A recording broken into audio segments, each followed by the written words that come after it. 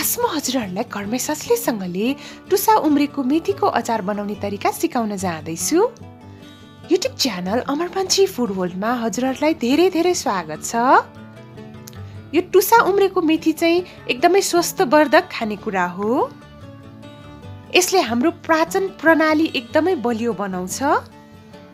हाम्रो शरीरको कोलेस्ट्रोल घटाउन पनि यसले एकदमै मद्दत गर्छ। हामीले मात्रा मिलाएर यसलाई खायौं भने चाहिँ ब्लड सुगर लेभल पनि ब्यालेन्स गर्छ र डायबिटिज पनि घटाउँछ।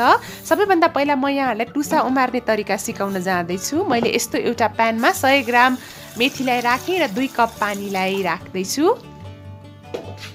यसलाई चाहिँ एकचोटि राम्रोसँगले हामीले चम्चाले मिक्स गर्नुपर्छ यसरी, ताकि यो मेथीको दानाहरू चाहिँ माथि नआओस्।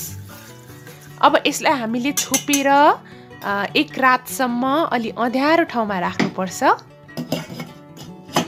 लाइट नछिर्ने ठाउँमा राख्नुपर्छ। यो चाहिँ मैले रातको समयमा भिजाएकी हुँ। भोलि बिहान कस्तो भयो म हजुरहरूलाई देखाउन जाँदैछु। भोलिपल्ट बिहान चाहिँ यो यस्तो भइसकेको छ। हाम्रो मेथी राम्रोसँगले भिजिसकेको छ।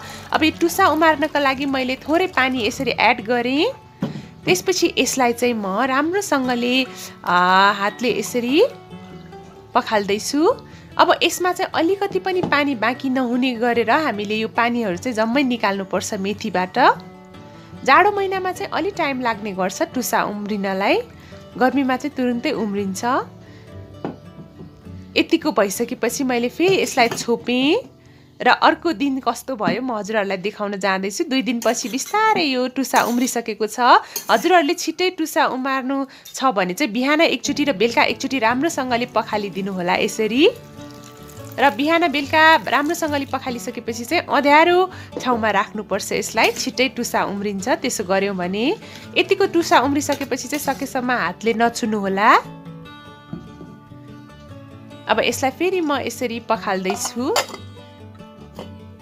यसरी माथिबाट बिर्को लगाएर यसको सबै पानी चाहिँ निकाल्नुपर्छ। हजुरहरूले पनि बिहान एकचोटि र बेलुका एकचोटि यसलाई राम्रोसँग पखालेर अँध्यारो ठाउँमा राख्नुभयो भने मजाले टुसा उम्रिन्छ।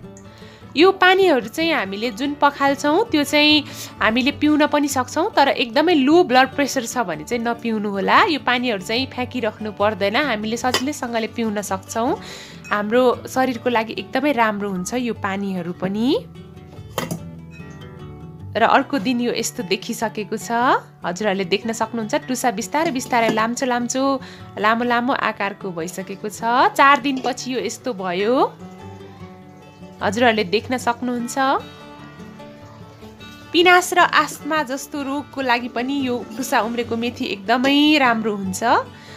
5 दिनपछि चाहिँ यो लगभग यतिको टुसा उम्रिसक्यो, हजुरहरूले देख्न सक्नुहुन्छ। यो खायौँ भने चाहिँ अनावश्यक बोसो पनि घट्छ हाम्रो शरीरको। 6 दिनपछि चाहिँ यो यस्तो देखियो। म हजुरहरूलाई अगाडिबाट पनि देखाउन जाँदैछु। करिब 2 इन्च जति यसको टुसा उम्रिसकेको छ। कलेजो र किडनीलाई पनि यसले एकदमै राम्रो गर्छ। हजुरहरूले यसलाई काँचै पनि खान सक्नुहुन्छ। 6 दिनपछि यो यस्तो देखियो।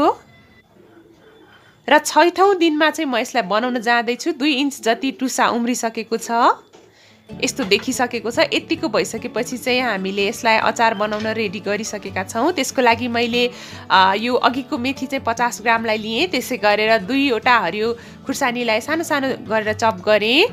हामीलाई हरियो मटर कोसा 25 ग्राम चाहिन्छ, धनियाँका केही पातहरू चाहिन्छ। मैले गाजर लिएँ 25 ग्राम, यो चाहिँ अप्सनल हो। त्यसै गरेर भुटेको यो भटमासको पाउडर 2 चम्चा लिएँ। तोरीको तेल 3 चम्चा लिएँ। हामीले कागती 2 टेबलस्पुन युज गर्न सक्छौँ वा त्यसको सट्टा यो म्याङ्गो पाउडर पनि युज गर्न सक्छौँ, ड्राई म्याङ्गो पाउडर। नुन आधा चम्चा, रातो धुलो खुर्सानी आधा चम्चा, बेसार आधा चम्चा, मेथी आधा चम्चा र कसुरी मेथी आधा चम्चा मैले लिएँ। कसुरी मेथी पनि अप्सनल हो, हजुरहरूसँग छैन भने युज नगर्दा पनि हुन्छ। मैले चाहिँ अघि टुसा उमारेको मध्ये 50 ग्रामलाई मात्रै यसरी लिएँ। बाँकीको हजुरहरूले काँचै खान वा तरकारी बनाएर खान सक्नुहुन्छ। त्यसपछि मैले यसमा 25 ग्राम जति हरियो मटर कोसालाई राखेँ। हजुरहरूले चाहिँ गाजरहरू पनि राख्न सक्नुहुन्छ, गाजर चाहिँ अप्सनल हो। मटर कोसाको सट्टामा चाहिँ यो हामीले केराउ, हरियो केराउ भिजाएर पनि राख्न सक्छौँ। मैले रातो खुर्सानी राखेँ आधा चम्चा, हजुरहरूले स्वाद अनुसार राख्नुहोला। हरियो खुर्सानी 2वटालाई यसरी काटेर राखेँ। कसुरी मेथी राखेँ। कसुरी मेथी मेथी चाहिँ मेथीमा राख्यौँ भने टेस्ट एकदमै इन्हान्स गर्छ र मिठो पनि हुन्छ। नुनलाई राखेँ। यो भटमासको पाउडर 2 चम्चा राखेँ। हजुरहरूले चाहिँ भटमासको पाउडर छैन भने तिल भुटेर राखेको तिलको पाउडर पनि राख्न सक्नुहुन्छ 2 चम्चा।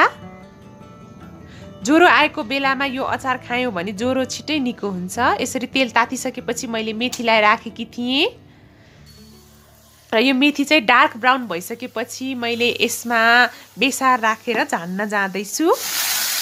यो अचारले चाहिँ छाला सम्बन्धी रोग पनि एकदमै निको गर्छ, तर यसलाई चाहिँ एकदम मात्रा मिलाएर खानुपर्छ।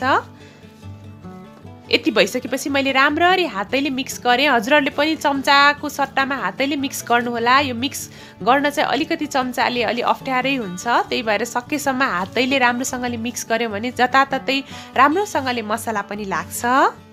हजुरहरूले मेरो च्यानल सब्स्क्राइब गर्नुभएको छैन भने अमर पन्छी फुड वर्ल्डलाई सब्स्क्राइब गरिदिनु होला। लास्टमा मात्रै म यसमा चाहिँ ड्राई म्याङ्गो पाउडर राख्न जाँदैछु। त्यो भनेको चाहिँ हाम्रो यो आँपको धुलो हो। हजुरहरूसँग छैन भने कागतीको धुलो कागतीको रस 2 चम्चा राख्न सक्नुहुन्छ।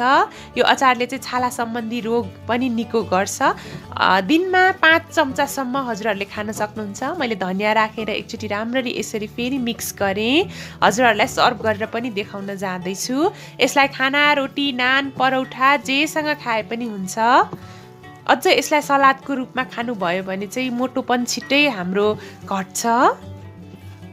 यसलाई डेली 5-5 चम्चा खानुभयो भने चाहिँ महिनामा 5 किलो जति तौल चाहिँ घटाउन सक्नुहुन्छ हजुरहरूले। अब म सर्भ गरेर देखाउँदैछु। अगाडिबाट यो यस्तो देखिसकेको छ। एकदम खाउँ खाउँ लाग्दो र स्पाइसी बनिसकेको छ। यो चाहिँ एकदम खानको लागि रेडी भयो। आजको रेसिपी मन पर्यो भने भिडियोलाई लाइक, कमेन्ट र सेयर गर्न नबिर्सिनु होला। साथै मेरो च्यानल अमर पन्छी फुड वर्ल्डलाई सब्स्क्राइब गरिदिनु होला। Happy cooking.